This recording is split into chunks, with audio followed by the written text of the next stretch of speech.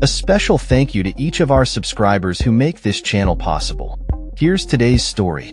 As the clock ticks down to U.S. President Donald Trump's latest tariff deadline of August 1st, the global trade landscape remains fraught with uncertainty.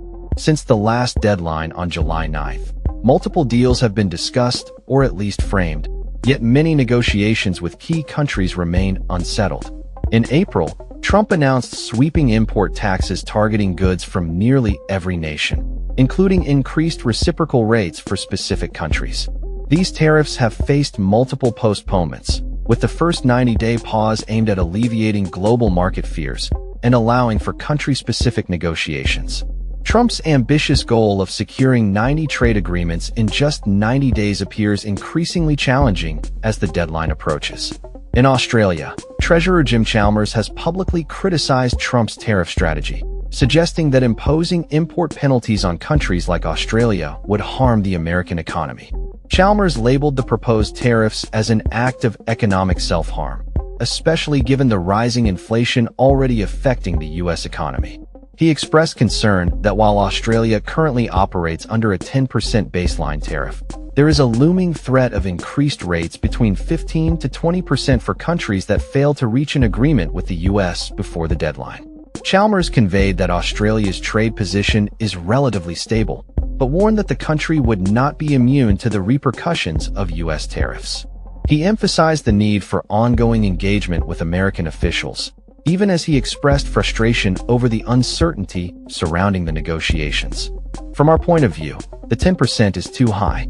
We think it should be zero because these tariffs are an act of economic self-harm, he stated during a breakfast interview. Criticism of the Albanese government has surfaced, with opposition leader David Littleproud accusing the administration of complacency and failing to secure a meeting with Trump ahead of the tariff deadline. Littleproud argued that the government is operating under assumptions rather than proactive engagement, suggesting that the 10% tariff is not a guarantee. The proposed tariffs have been met with skepticism regarding their implementation. The unpredictability of Trump's administration has led to doubts about whether the deadline will indeed result in the anticipated tariff increases. Professor Gordon Flake, CEO of the Perth U.S. Asia Center, remarked on the volatility of Trump's statements, suggesting that without repeated emphasis on the deadline, it may not be enforced as expected. He characterized the situation as a reflection of Trump's erratic decision-making style, likening it to the whims of a mad king. In a related issue, concerns have emerged regarding Australia's recent decision to lift restrictions on U.S. beef imports. Critics, including Littleproud, have labeled this move as a potential concession to appease Trump, risking exposure to diseases like mad cow disease and tuberculosis. The government has defended its decision, citing a science-based biosecurity review, but opposition figures argue that the timing raises red flags given the looming tariff threats. The debate over the beef import decision has been contentious, with an independent inquiry proposed by Nationals Senator Matt Canavan being voted down in the Senate. Proponents of the inquiry argue that Australia's biosecurity should not be compromised in trade negotiations, while the government maintains that strict standards remain in place.